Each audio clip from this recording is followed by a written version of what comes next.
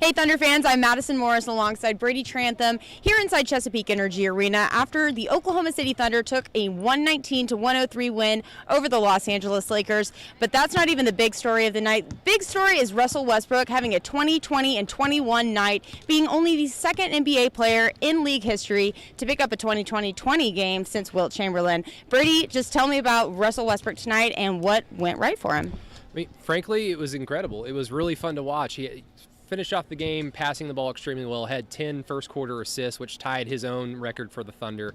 Just incredible. And the funny thing is the scoring came later.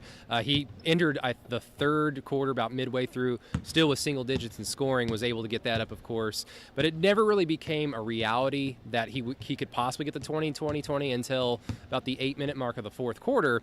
And the whole time you're watching it, you're thinking, it can't happen, it can't happen. And then he kept getting buckets, he kept getting assists, he kept getting rebounds, ended up staying in for that final minutes. He waved off Hamidou Diallo to stay in to get those last two rebounds. Ended up working for him. Overall, just really fun to watch. Fans, media, everybody in the arena knew about it. So just something that everybody's probably going to remember. I mean, without them, none of it's possible, man. You know, they make my job very, very easy. And I try to do the same for them. So just thankful. I had those group of guys in the locker room to be on my side, to be cheering on and encouraging, continuously putting out positive energy is always a great thing, especially inside of a team. I know you've accomplished plenty of historical milestones, but does this one mean maybe more to you? Definitely, man. Just an unbelievable moment that I definitely won't take for granted, won't let pass by. Just completely humbled and thankful to be able to go out and play, man. I don't even know what to say, put it in words, honestly. I just do what I can, honestly.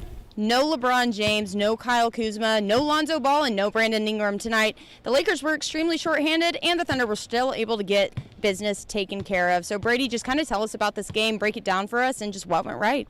Yeah, it's exactly what they've been needing to do over the last few weeks. It seems like the Thunder can show up for the bigger matchups, and then against Memphis, against Dallas on Sunday, both in all in Oklahoma City, just cannot get it all together, whether it's poor shooting, turnovers. Tonight, they were much more in control. They played more like the Oklahoma City Thunder that we've seen. And yeah, it's a win over the Lakers. It's a win that you're supposed to have, but it's a very important win considering the Thunder are still fighting for seeding in the Western Conference. And considering how they've been playing, it's a step in the right direction. So the key for them is to build off of this win, something that they've been unable to do since the All-Star break. They'll have a win and still be inconsistent. So again, it's just going to come down to, can this carry over? Stephen, I think 10 of your first 12 field goal attempts as a team were right at the rim. Was there extra emphasis to start this game to get all the way down to the bucket? Not as much as like every other game. It's just that, yeah, a couple of them. The couple ones that I got, wasn't any safety.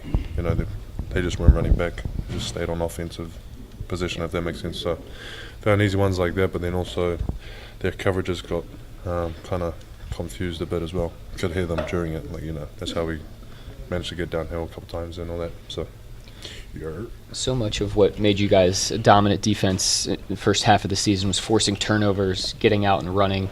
You did that again tonight. Did you see any reasons why you guys were able to force as many turnovers as you did?